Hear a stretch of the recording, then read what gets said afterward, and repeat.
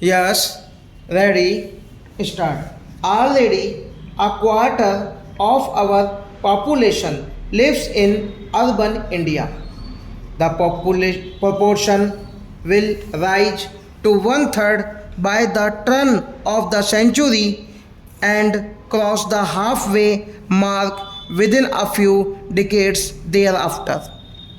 This major demographic trend needs not only to be recognized but also encouraged. What has gone wrong with our pattern of urbanization is not that there is too fast and furious a flood of people into towns and cities, as that the pattern of urbanization is unbalanced.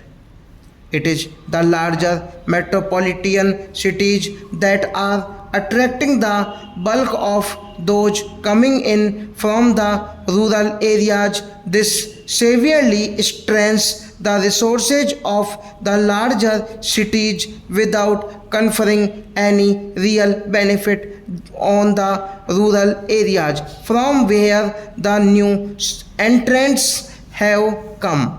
What we need is a rational pattern of urbanization. We need to see small and large towns growing in every district, drawing the bulk of their population from the surrounding rural hinterland.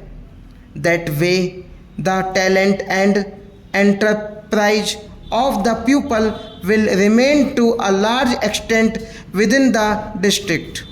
Urbanization will be related to rural requirements. Urban settlement will cease to be isolated compartments.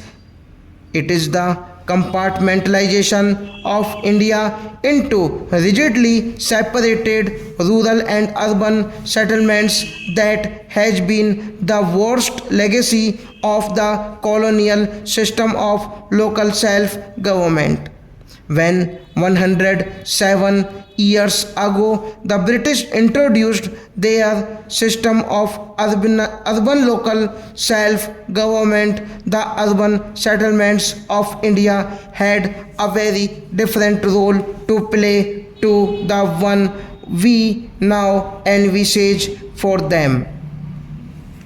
The colonial government of the time saw the urban settlements of India as enclaves where they could hide themselves away comfortably from the surrounding reality. They assumed that drains and drinking water, street lighting, and street cleaning were needed only for themselves and their dependent.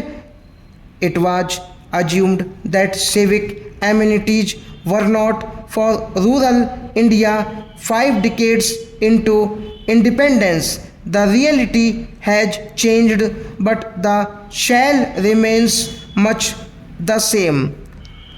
The law makes it obligatory to provide civic amenities for all recognized urban settlements, but the strained resources of the urban local bodies make it almost impossible for them to meet urbanization.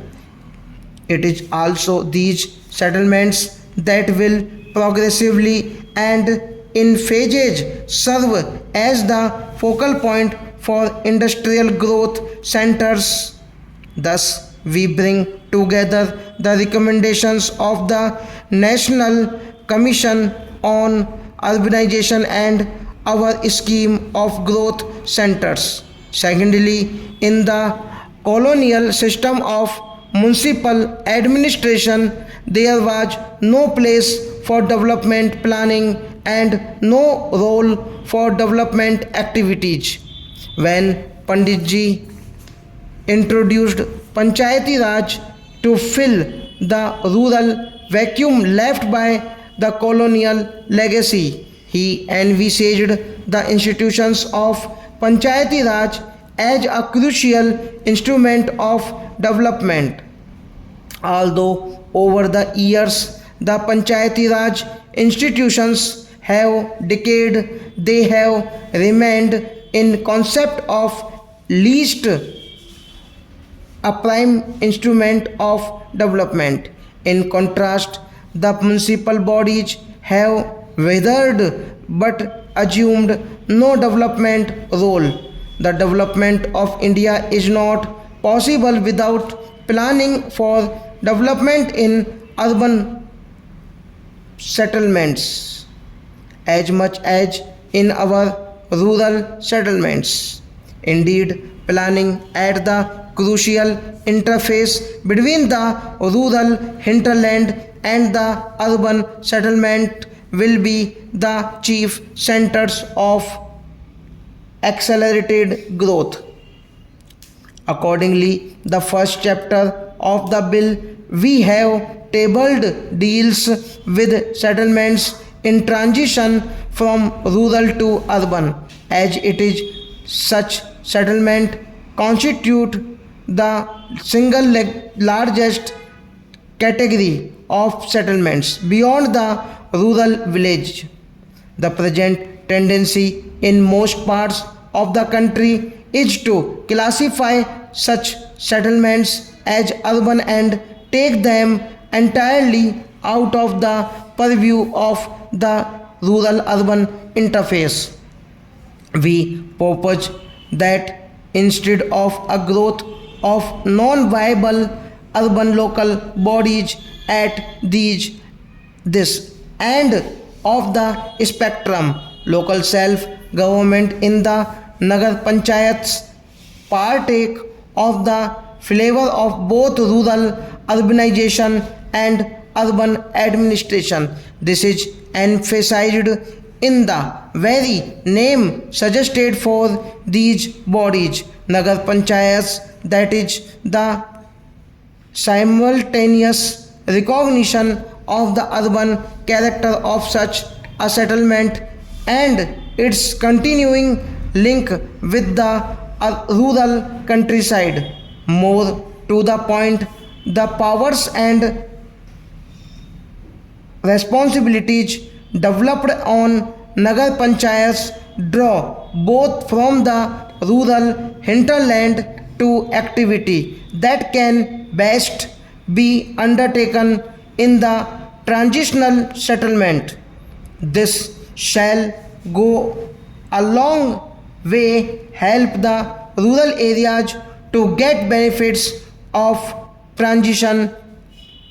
The recognition and encouragement of Nagar Panchayats will draw away from the land the population that the village cannot support while retaining within the locality for the common benefit of the rural hinterland and the urbanization settlement.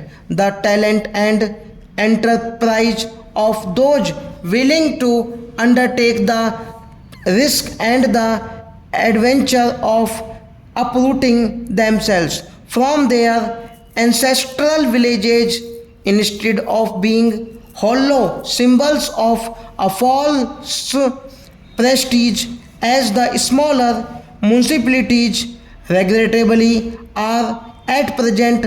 The Nagar Panchayats will become the focal point of the dynamics of development.